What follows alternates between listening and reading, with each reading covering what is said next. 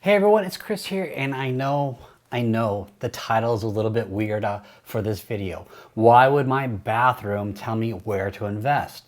But here's the thing, I always tell people, buy the stocks of companies you know and the companies that you use every day. So if you're unsure where to start, take a look in just one of your rooms and see what it's telling you to buy.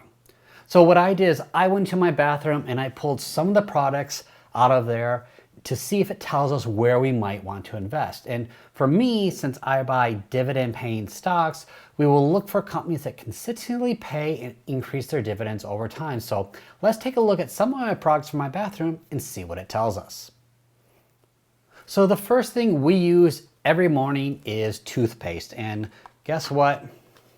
We are a Colgate family.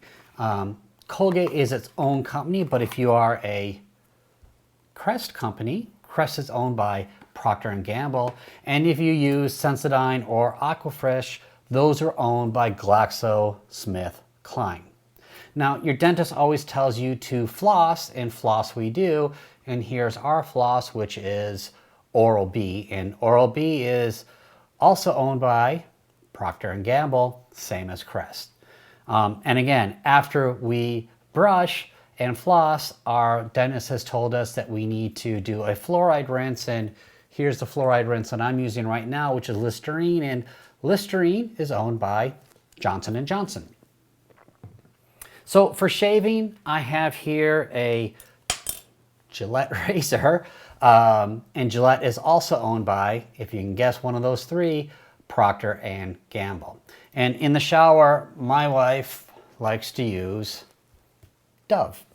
Dove is owned by Unilever, and in addition to soap, they also own, in this case here, Degree Antiperspirant, which is what I use every day.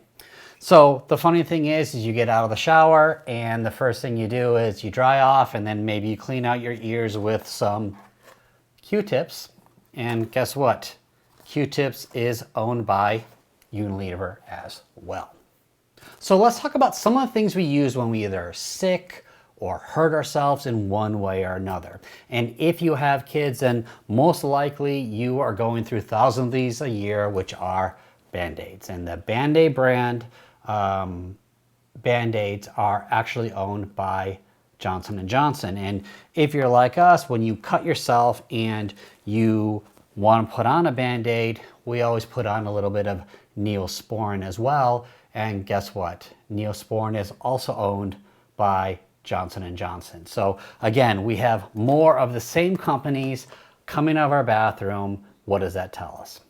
Now, in winter, as I record this, it's not uncommon to catch a cold or flu and to need some over-the-counter medications. And two that we use in here are obviously NyQuil and what I have right here, which is Vicks Vapor Rub. And both of those are owned by Procter & Gamble, one of the big three again. So now one of the things that we do is if we feel like a cold is coming up and we're trying to head it off, we'll use a little bit of this, which is Emergen C. And this is you put it into a drink and it's just has a ton of vitamin C and zinc and other things. Who knows if it actually works? It seems to for us. We don't get sick too often once we take this. But that is owned by a company called GlaxoSmithKline. And again, same thing. Cold weather out and you have chapped lips and you use something like chapstick like I have here, also owned by GlaxoSmithKline. And finally, if you have a cough and you're using cough drops, we use Halls. This is a gigantic bag that we got from like Sam's Club or Costco. This is made by Mondelez. So as you can see, most of what is sitting in our bathroom and we use every day is owned by these 5, 6, or 7 companies. You know, we've got Procter & Gamble, Johnson & Johnson, GlaxoSmithKline, and Unilever, followed closely by Colgate and Mondelez. And these are great companies you can invest in right now.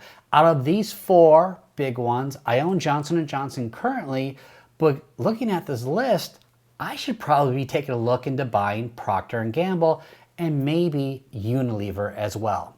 And just to kind of show you what would have happened if you would have bought these, if you had bought $1,000 worth of Johnson & Johnson 10 years ago and reinvested those dividends, your investment would be worth over $3,400, which equals a 13.1% annualized return.